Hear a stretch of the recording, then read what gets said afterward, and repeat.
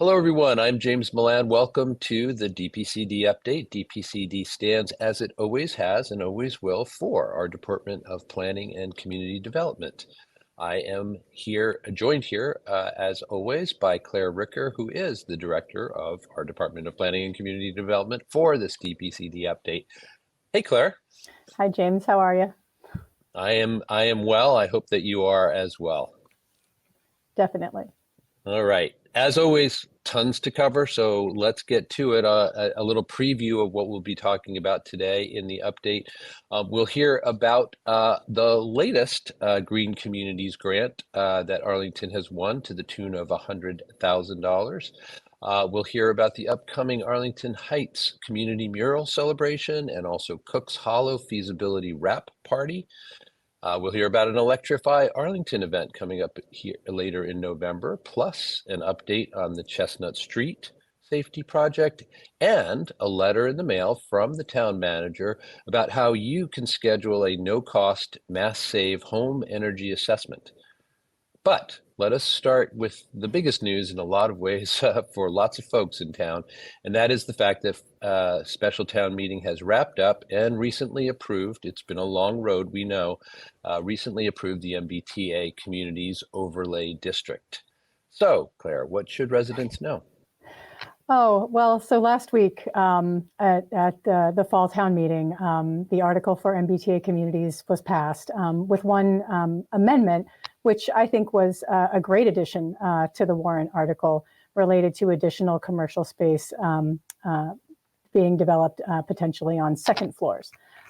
So my next steps are I need to submit our zoning to the state and to the Attorney General's office. Just like usual, our usual zoning amendments are reviewed by the AG. So the AG's office has about 90 days to review. The Executive Office of Housing and Livable Communities, which is the body that is sort of managing the MBTA Communities program, will be reviewing the district for compliance in a parallel process. So we are shooting for both reviews to be done and our compliance to be achieved by February 11th, so that the town can participate in the fossil fuel-free demonstration program, which was also adopted in the last couple of weeks by the fall town meeting. The fossil fuel demo would allow us to begin to decouple, from our dependence on natural gas. New construction, like anything built under the MBTA Communities overlay, will not be allowed to get a gas hookup or without a waiver.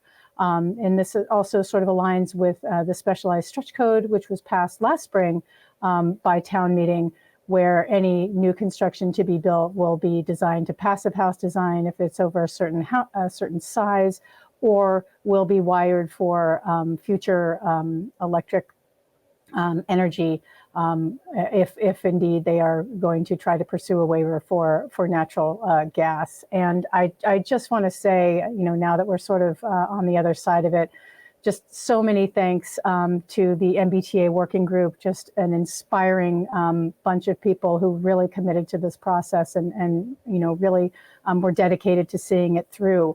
That group was dissolved with the end of town meeting. Also, thank you to the redevelopment board, to my staff here, and also especially to the public who remained, so engaged in this and made some very thoughtful comments that I hope we were responsive to. So there's more work to come, but I really did want to acknowledge these efforts.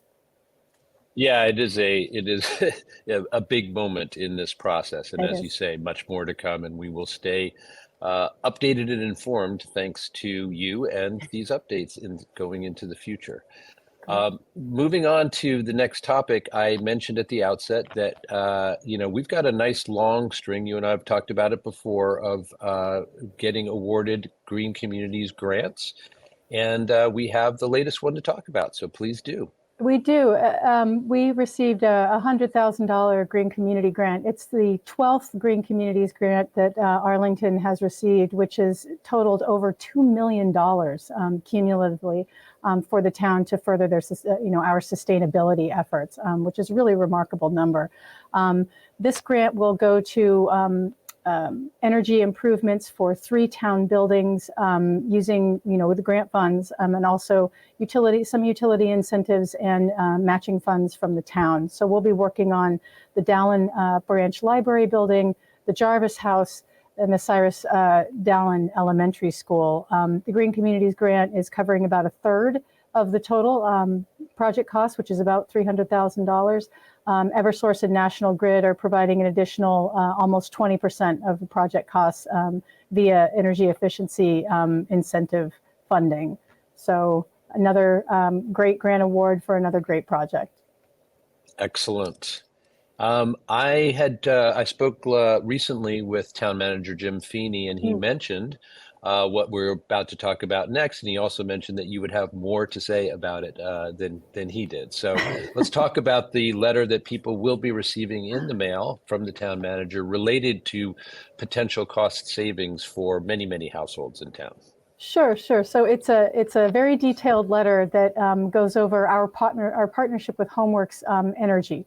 And so as part of our participation in the Mass Save Community First Partnership, which is a program that helps residents access energy efficiency programs, the letter will include all the details on any possible energy savings that a homeowner might be eligible for, such as rebates.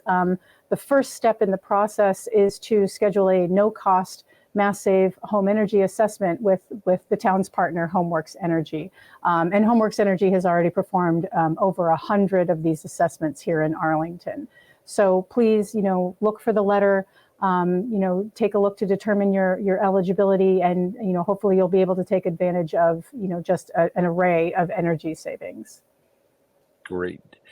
Next up is a date coming up in November for an Electrify Arlington event at the Senior Center. Tell us about that. Sure. So on November 20th, Electrify Arlington is going to have an event at the Senior Center, which is open to all ages, not just seniors.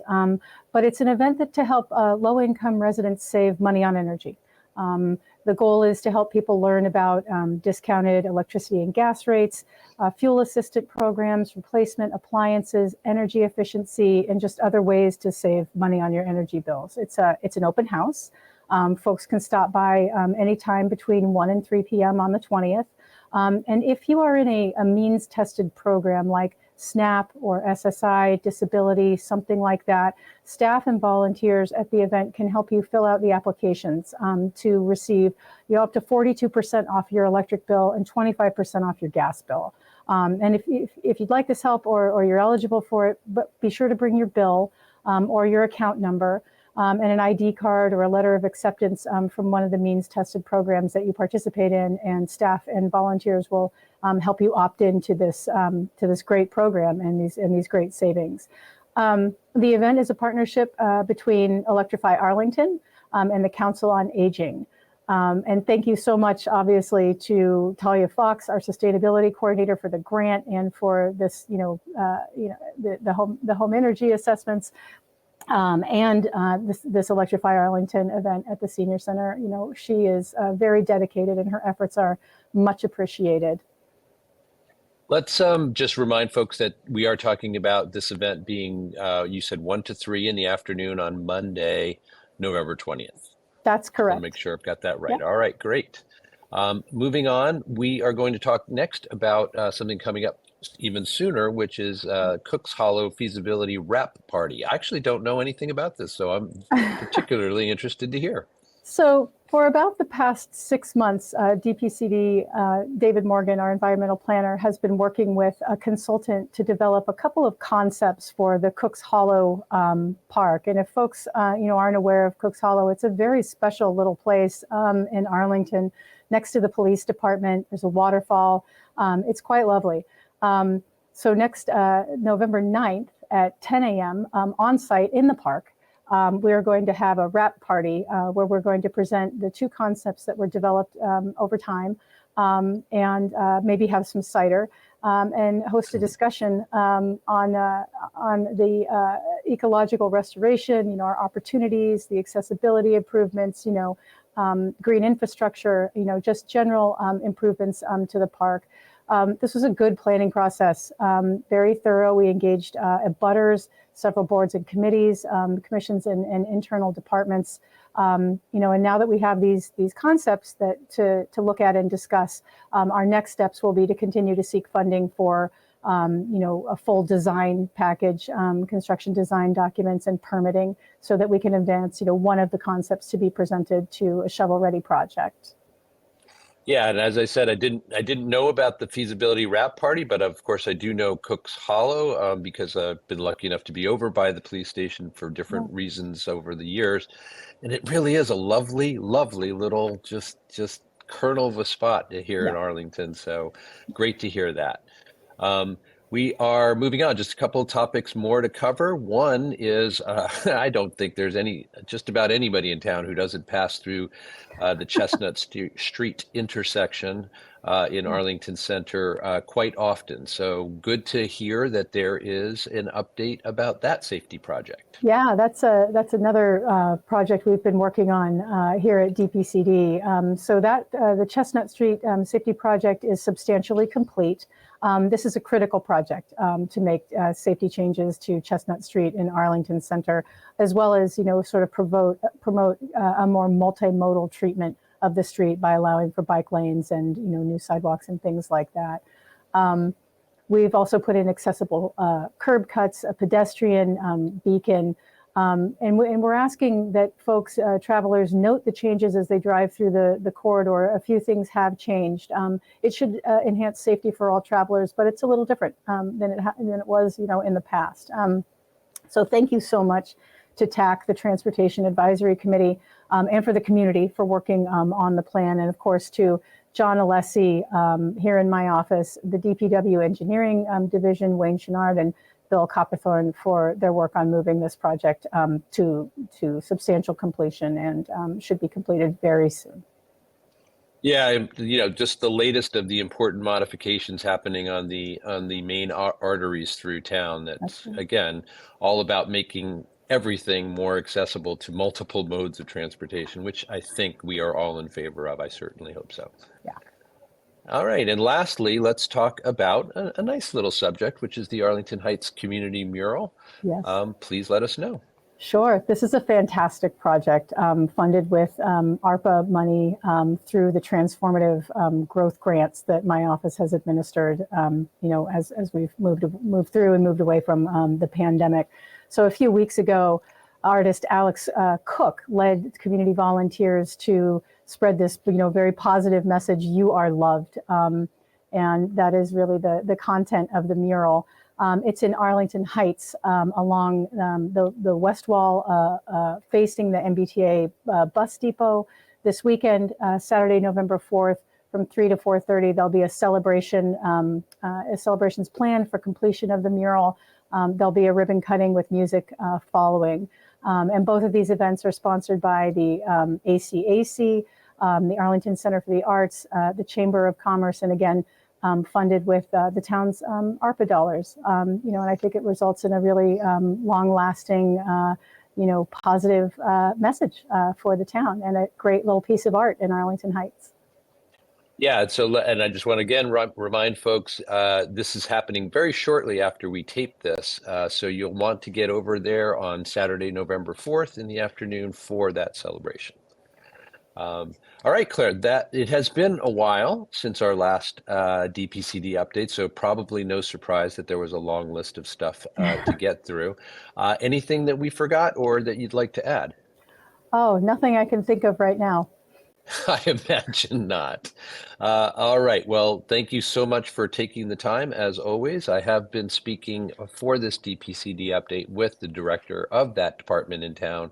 That's the Department of Planning and Community Development. She is Claire Ricker. We do really appreciate her taking the time to talk to us, and we appreciate you taking the time to listen in. Thanks so much for joining us. I'm James Milan. We'll see you next time.